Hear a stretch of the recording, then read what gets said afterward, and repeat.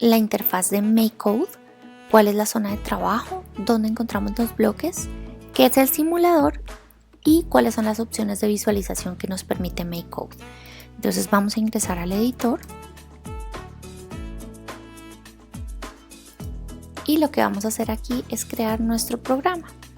Yo lo voy a poner prueba.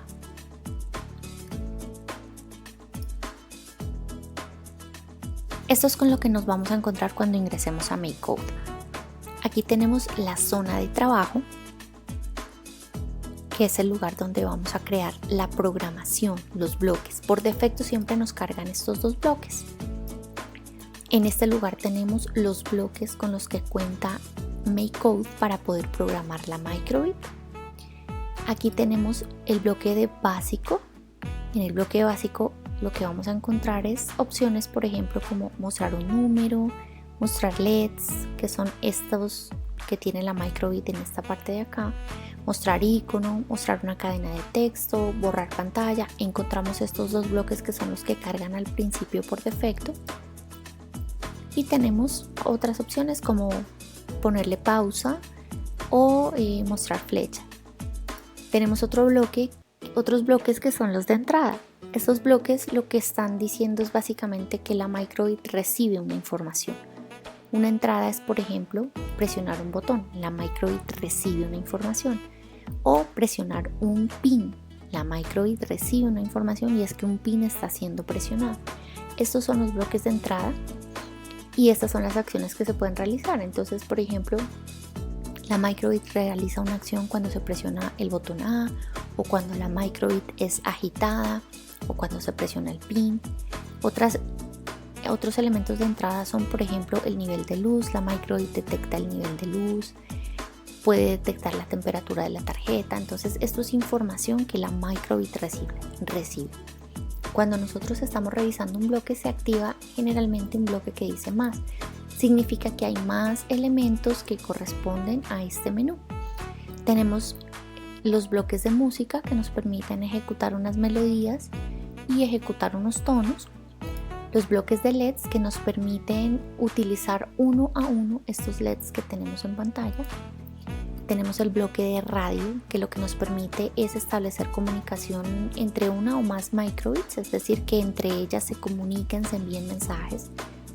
Tenemos los bloques de bucles o de ciclos, que son los que nos permiten ejecutar las acciones un determinado número de veces mientras se cumple con una condición. Tenemos los bloques de lógica, que son aquellos que nos permiten realizar acciones mientras una condición se cumple o no. Tenemos la sección para crear variables. Tenemos los bloques de matemáticas, que son los que nos permiten operar con números. Y tenemos unos bloques avanzados para quienes ya programan. Aquí en esta sección podemos crear funciones, podemos utilizar los arrays o los arreglos. Tenemos los bloques para utilizar textos, unos bloques para crear unos juegos sencillos en la microbit, los bloques de imágenes para utilizar este tablerito de la microbit. Tenemos los pines para quienes desean explorar un poco más o para quienes desean incluir en algún momento elementos externos como sensores, motores, etc. Tenemos unos bloques un poco avanzaditos que son los de serial, unos bloques de control que nos permiten controlar la microbit, como por ejemplo reiniciarla, y una opción para incluir extensiones aquí en MakeCode.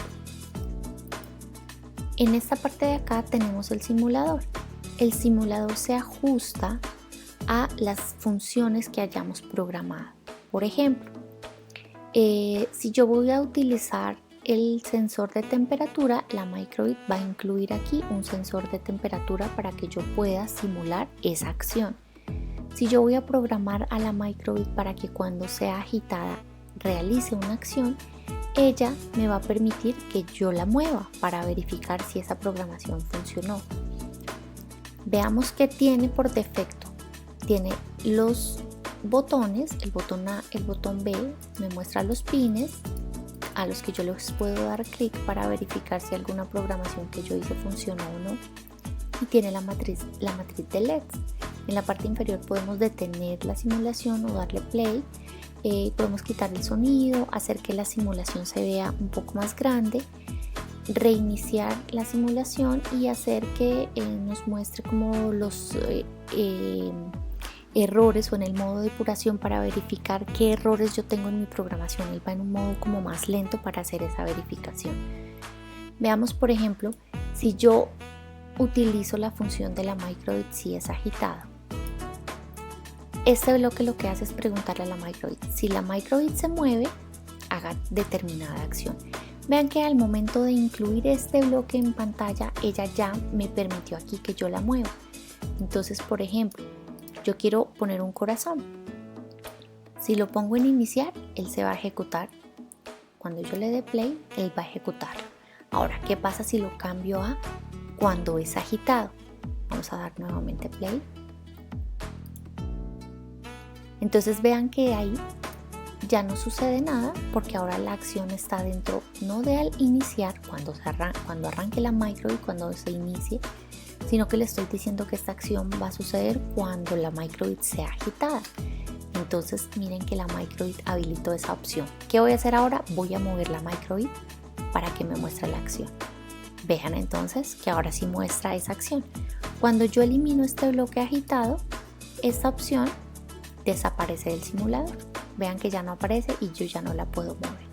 Entonces ella se ajusta para el tipo de acción que vayamos a realizar. Ahora bien, en la parte inferior tenemos las opciones de descarga. En esta opción podemos cambiarle el nombre, le podemos dar guardar.